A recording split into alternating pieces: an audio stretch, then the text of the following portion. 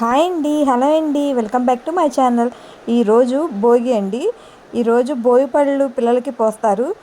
ఇవి భోగి పళ్ళు ఎలా కలుపుకోవాలనేది నేను చూపిస్తున్నానండి.